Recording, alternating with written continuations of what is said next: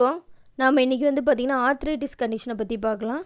Arthritis அப்படிங்கிறது என்னென்னு பார்த்திங்கன்னா இன்ஃப்ளமேஷன் ஆஃப் ஜாயின்ஸ் தான் வந்து ஆர்த்ரைட்டிஸ் அப்படின்னு சொல்லுவாங்க. ஸோ ஜாயின்ஸ்க்கு இடையில வந்து ஒரு இன்ஃப்ளமேட்டரி சேஞ்சஸ் நடக்கிறது எப்படி அப்படிங்கிறத பற்றியும் பார்க்கலாம். ஸோ ஒரு நார்மல் ஸ்ட்ரக்சர் ஆஃப் ஜாயின்ஸ் எப்படி இருக்கும் அப்படிங்கிறதையும் பார்ப்போம். ஸோ இந்த பிக்சரில் காட்டியிருக்கிற மாதிரி தான் ஒரு ஜாயின்ஸோட ஸ்ட்ரக்சர் இருக்கும்.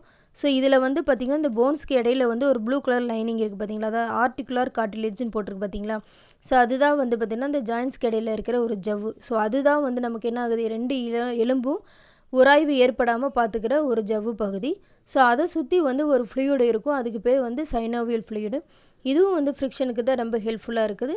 அந்த ஃப்ளூயிடு வெளியே போகாமல் இது லீக் ஆகாமல் இருக்கிறதுக்காக இருக்கிற மேலே வந்து ஒரு ஆரஞ்சு கலர் லைனிங் இருக்குது பார்த்தீங்கன்னா, சைனோவியல் மெம்பரேன். அதுக்கப்புறம் ஒரு கவரிங் இருக்குது, அது ஆர்டிகுலர் கேப்சூல்னு சொல்லுவாங்க. ஸோ இந்த ஆர்டிகுலர் கேப்சூல்லேருந்து தான் வந்து பார்த்திங்கன்னா இந்த சைனோவியல் ஃப்ளூயிடு செக்ரீஷனே வந்து நடக்கும். ஸோ இதுதான் வந்து நார்மல் ஸ்ட்ரக்சர்ஸ். இப்போ வந்து ரொம்ப ஓல்டேஜ் ஆகும்போது என்ன ஆகுதுன்னா, இந்த ஜாயின்ஸ் வந்து யூஸ் ஆகி ஓவர் யூசேஜ் ஆகி நம்ம வந்து முட்டியை வந்து நிறைய வேலைகளுக்கு யூஸ் பண்ணுறோம் இல்லைங்களா. அப்படி யூசேஜ் ஆக அந்த ஆர்டிகுலர் கார்டிலேஜ் டேமேஜ் ஆயிடும் சிலருக்கு.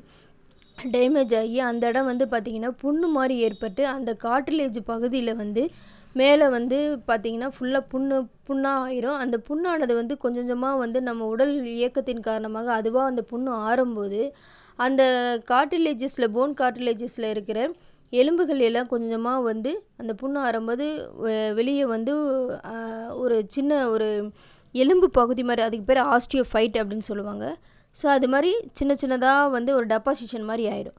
ஸோ அந்த மாதிரி டெபாசிஷன் ஆகி மேலும் அந்த முட்டியை வந்து யூஸ் பண்ண என்ன ஆகும்னா மேலும் உராய்வு ஏற்பட்டு கொஞ்சம் கொஞ்சமாக வந்து என்ன ஆகிரும், படி புண்ணாகிட்டே இருக்கும். ஸோ இந்த மாதிரி ஆகும்போது வந்து ஒரு 45 ஏஜுக்கு மேலே நிறைய பேருக்கு வந்து பார்த்திங்கன்னா முட்டி தேய்மானம் ஆயிடுச்சு, முட்டி ரொம்ப வலிக்குது அப்படின்னு சொல்லி நிறைய பேர் அந்த கம்ப்ளைண்ட் சொல்லியிருப்பாங்க. ஸோ அதுக்கு பேர் தான் வந்து ஆஸ்டியோ ஆர்த்ரைட்டிஸ் அப்படின்னு சொல்லுவாங்க.